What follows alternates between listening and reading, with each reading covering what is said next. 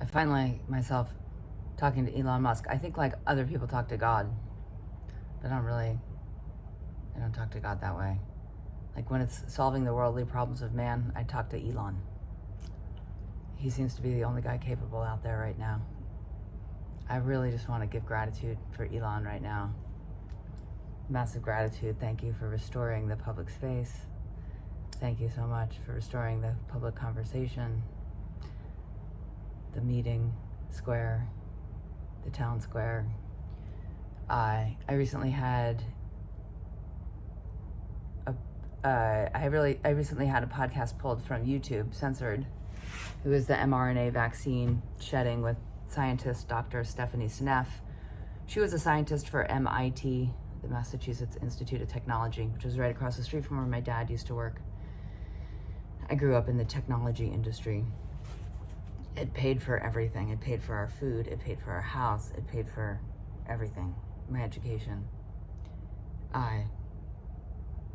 Stephanie and I had a talk about mRNA vaccine shedding, which in 2018, 2019 had really captured her attention. She was independently funded when she left, when she released the handcuffs, whatever those scientific handcuffs are. They're not the golden handcuffs that the finance guys fall into and gals. They're a different kind of handcuffs that the scientists fall into with their institutions and where they're getting funding. They have to pander to that which gives them funding to do their science, and she was freed. It was amazing. She found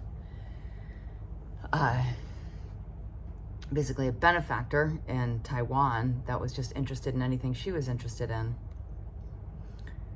She, before going into mRNA vaccine shedding science, had put her full energy and attention into the science behind the chemicals that Monsanto, now Bayer Corporation, make. So,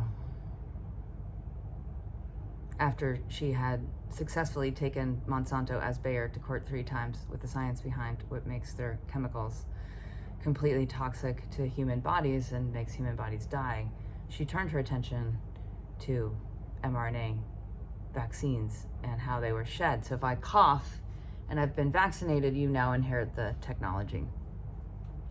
You don't need the clot shot to get the clots. So I had talked to Stephanie first about all the stuff with Monsanto, and that was in May 2022, and then in August 2023, 2 weeks after I had been released from the hospital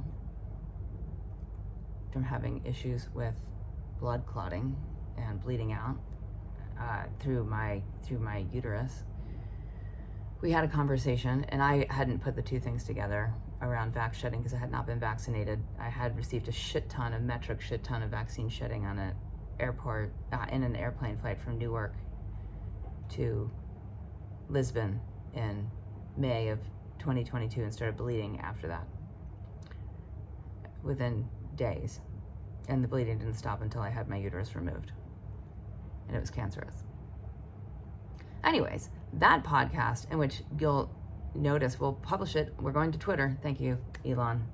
Thank you for giving us a place to just post our conversations, right? Without censorship. Thank you, Elon. So I talked to Elon a lot. I talked to Elon, and finally, increasingly, I just talked to Elon because I feel like he's got 6 kids, or I don't know how many kids he's got. He's got a lot of kids. I don't know everything about Elon. I just know this. He's turned around the car industry. He's now turned around social media so that we can actually have educated debate, or any kind of debate, like that we can actually figure out what's going on and talk to each other without being censored. So I'm not sure what he's doing next, but I feel like he's tapped in.